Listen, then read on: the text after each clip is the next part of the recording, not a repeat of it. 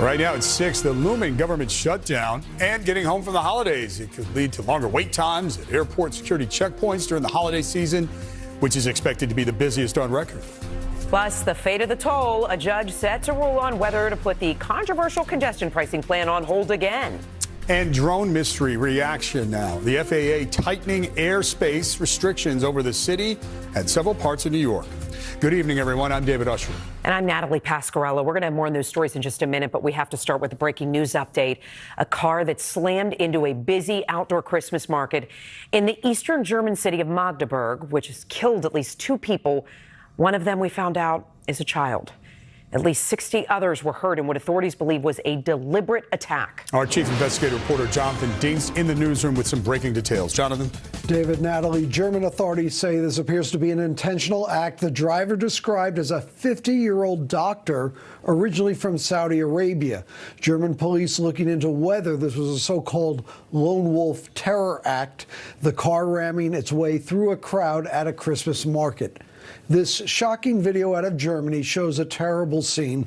Dozens of people run over while holiday shopping. German officials say 2 are dead, one of them a young child, about 60 others injured. 15 of the injured are in critical and serious condition, and officials are warning the death toll could rise. There is an ongoing major police response to what the Germans are calling a mass casualty event. Other Christmas markets in that region are being closed as a precaution. The driver of the vehicle is in custody. He apparently arrived in Germany in 2006 from Saudi Arabia. German officials are now saying they believe he acted alone. They say so far it does not appear he has any criminal past or was on any terror watch list. They say he may have been driving a rental car in the apparent ramming attack. It is still very early in the investigation. Witnesses tell how the car apparently drove right at the crowd of holiday shoppers. The market is in a city of about 2 hours west of Berlin. Again, this apparent car ramming incident appears to be an intentional act. German authorities say the driver's of Saudi origin, and there appear to be no other suspects. Here in New York, the NYPD and FBI officials are being briefed. We're told there are no specific threats here, but as a precaution, the NYPD is boosting security at holiday markets and other key locations across the city, again, as a precaution. And in Germany, again, 2 people confirmed dead, with German officials saying there's concern the death toll could rise. David? Yeah, heartbreaking night. Jonathan, thank you for updating us. For more on the Christmas market attack in Germany, stay tuned for NBC Nightly News with Lester Holt immediately following this broadcast.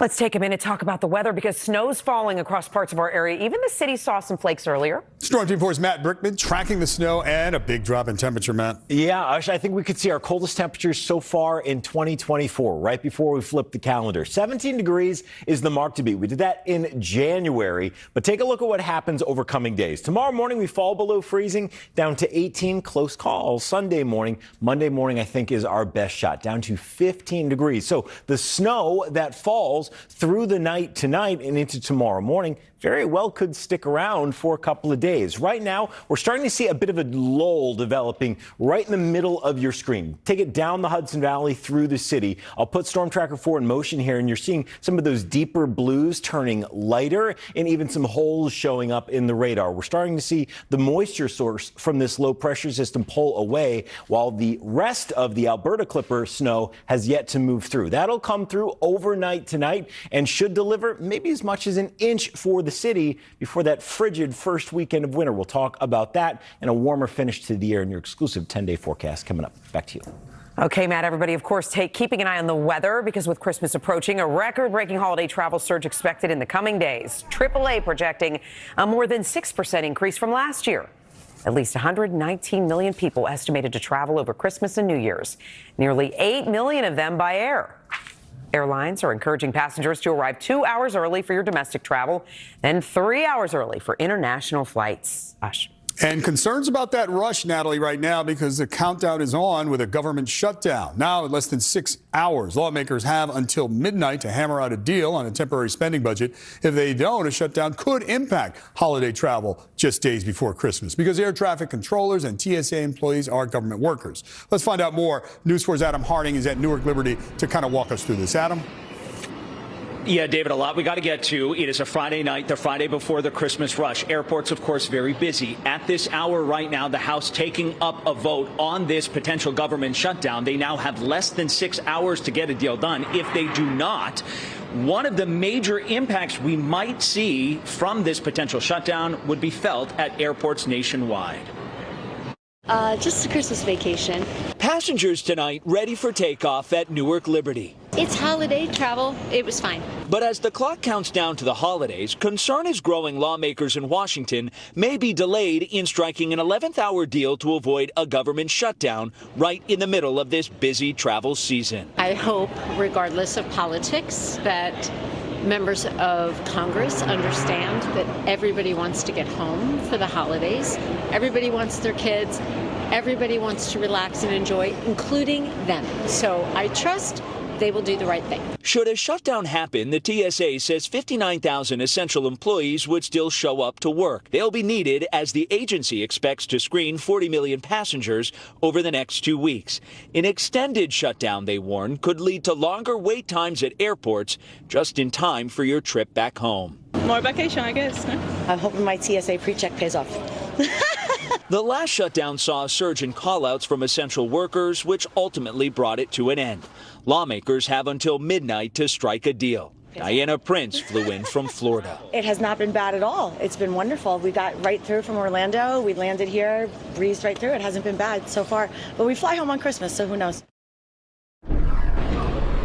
David and Natalie, we are keeping a close watch on the developments, fast-moving developments out of our nation's capital. Moments ago, the House passing after taking up the vote to potentially avoid this government shutdown. That now heads to the Senate.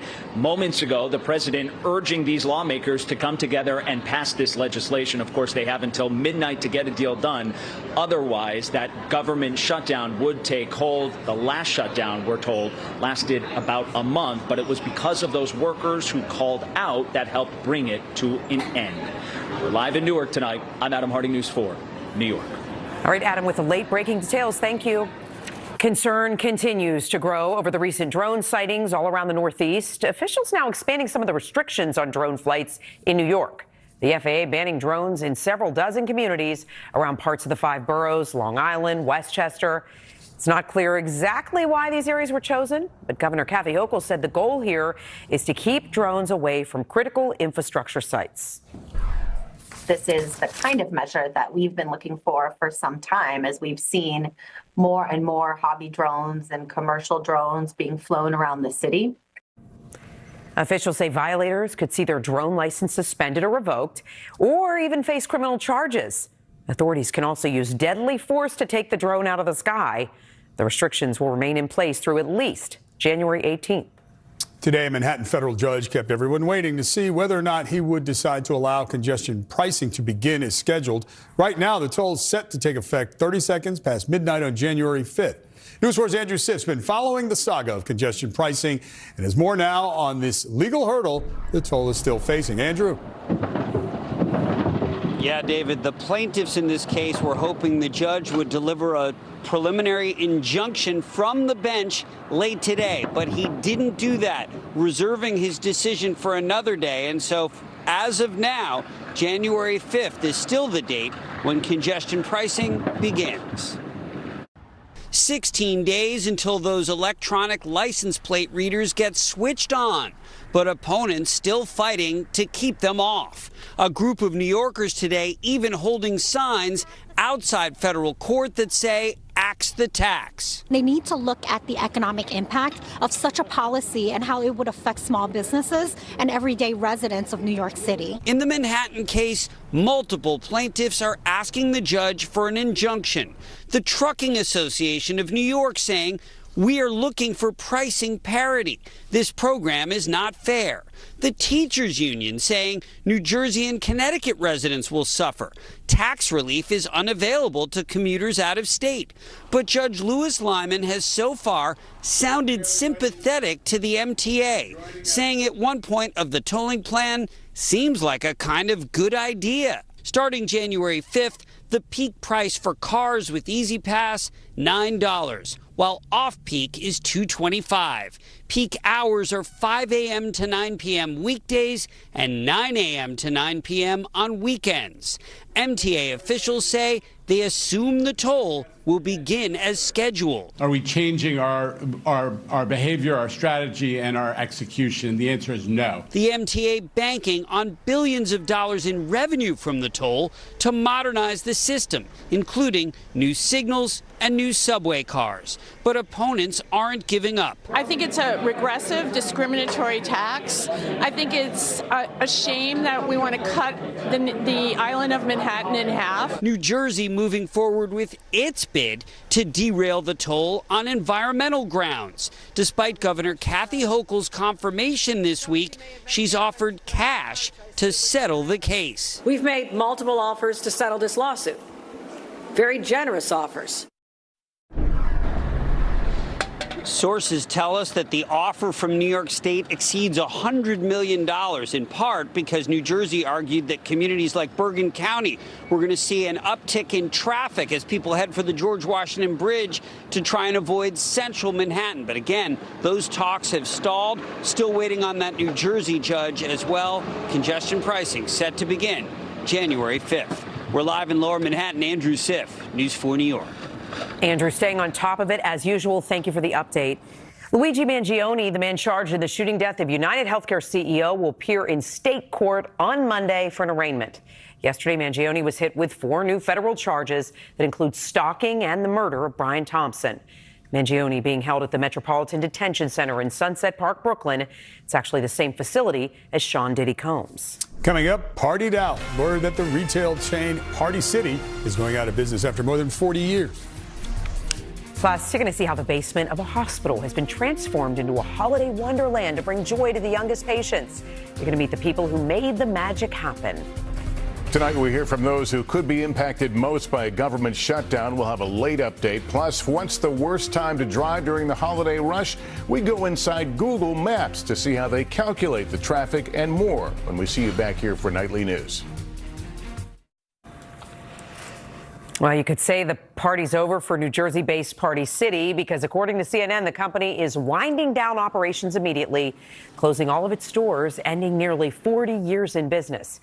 Party City emerged from bankruptcy back in January of 2023, but has struggled to pay off its $1.7 billion in debt. We talked to some shoppers in the city today, and one of them said that she paid $4 for items that should have cost $30 and said the employees told her that Party City now offering discounts. Party City, the largest party supply store in the U.S. Dave. Natalie, right now, crews still working to repair a 20-inch water main in Union Township, New Jersey. This is 3 days after it burst. New Jersey American Water isolated the problem to Morris Avenue. The street's going to remain closed as those crews continue to work to restore water service and repair the road.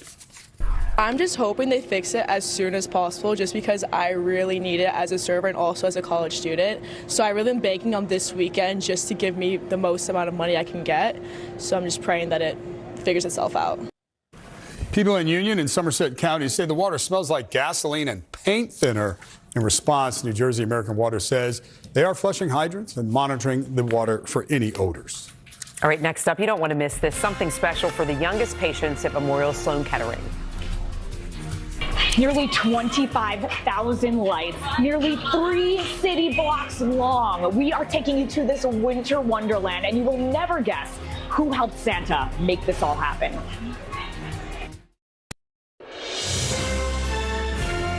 Okay, Matt Brickman here. Many people hitting the roads. They got a lot of plans. Yes. How are we looking? Well, not great if you're moving anywhere tonight or early tomorrow morning. Could see some icy spots, snow, and some much colder temperatures. You wait till Sunday and beyond, things will be looking a little bit better for you. Let's give you a look at the radar right now because it is lit up with the colors of the season. We've got some blue and green indicating rain and snow, and we'll see that continue, I think, through the evening tonight and into tomorrow morning. There's some bands there, heavier north and west, Warren and Sussex County, where there's already some snow down, and I think those spots could be among the greatest snow totals that we see by the time this is all said and done. So when is that going to be? Well, we're going to see a lull. Actually, if you watch this over the last 3 hours, what you'll notice is those deeper blue blues, the heavier snowfall rates kind of go away. And we're seeing this nice drying trend here in the middle. Maybe a couple of flurries linger, but not much beyond that. What's happening is the source of this moisture, a low pressure system that's right now over the Atlantic, is moving further away. As that exits, we're going to enter kind of this in-between time through the evening hours tonight where that snow goes away. There's 10 o'clock, not really anything doing. But as we get overnight, we get this push of a secondary system. This is Alberta Clipper that swings through into tomorrow morning. And with colder temperatures, I do think we fall below freezing eventually tonight. That will allow the snow to stick. Now, a dusting to an inch for all those lighter blue shaded areas, which do include the 5 boroughs out to parts of Long Island, Westchester, Fairfield County. But you go north and west through Orange County, through Morris County, where there's already over an inch of snow down, and up into Sullivan and Pike. We could see 1 to 3 inches of snow tomorrow morning. Perfectly timed, I might add, for the winter solstice, the shortest day of the year. Flip that another way, different perspective. We start gaining daylight on Sunday. Our days are getting longer here very quickly. So only 9 hours and 15 minutes of daylight today, but we're adding sunshine and daylight and eventually warmer temperatures as we get later into the forecast. Right now we're at 35 degrees. Dew points are pretty similar to our air temperatures, so we're not going to see a big drop in temperatures tonight. Only down to about 30 degrees early tomorrow morning. No warm up through the day, unfortunately. 33 and breezy, so wind chills in the teens and 20s tomorrow, and then into Sunday morning. Look at this. Wind chills down to 5 in the city. Stay inside Sunday morning. By the afternoon, highs only in the 20s. Another cold day on Monday, and then a chance of rain and snow on Christmas Eve. But for the holiday itself, things look warmer and dry. Back to you guys. Okay, Matt, thanks. And this winter wonderland right behind me here, true labor of love, created by volunteers at Memorial Sloan Kettering to help the youngest patients get into the holiday spirit. The volunteers use their own money on thousands of lights, decorations, and music to create this spectacular scene. News 4's Jessica Cunnington has a look at the holiday helpers behind this magic. It is the definition of decking the halls. Everywhere you turn, another detail.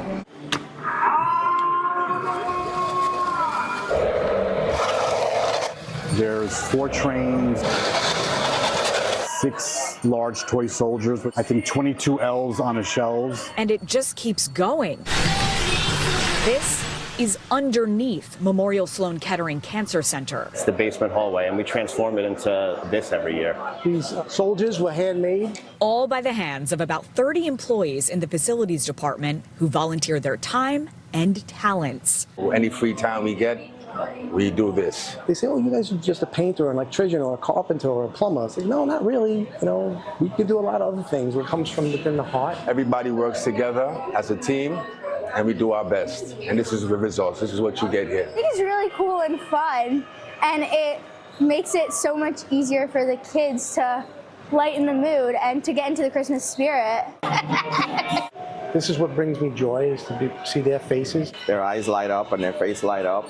And, you know, for all the trials and tribulations that they're going through, to do something small like this. Can't even describe it. It's giving them some hope and joy and comfort for whatever they're going through. I really like all the lights. It's 11-year-old Ida Salisbury's first time down the holiday hallway. I wish my room was like decorated like this. We've been up in a hospital room for quite a while and then dealing with all sorts of stuff, and then it's like we're in a different universe. She's so worried about not being in the hospital for Christmas and for her birthday, for chemo or for surgery, and the first moment's like, hey, it's Christmas time. This is really special. So happy that they did this because it brings a lot of happiness to the kids, and it brings the whole Christmas season here. Merry Christmas. Holiday wishes and thank yous also fill up the walls of one hallway that has filled so many hearts. Merry Christmas. Jessica Cunnington. It is magic. News 4, New York. Magic indeed. Coming up on News 4 at 7, we're getting word that the strike by some Amazon employees is now spreading here in New York, where workers are said to be planning the next walkout. We're coming back with John Chandler and our local sports highlights. This month's MVP on NBC4 is presented by Spectrum, a connection built for everywhere. That's life unlimited. That's Spectrum. And we head up to Brewster to meet our final MVP of 2024, a high school student who aims big. The halls of Brewster High School are a noisy place. But in a room just past all these trophies, Sophia LaRocca aims for silence. I just have to relax and let go of everything and focus on the target. Sophia is a senior and an air rifle marksman. Some of those trophies belong to her. After Palmetto games, I started to feel very confident in myself, and I'm like, okay, I'm good.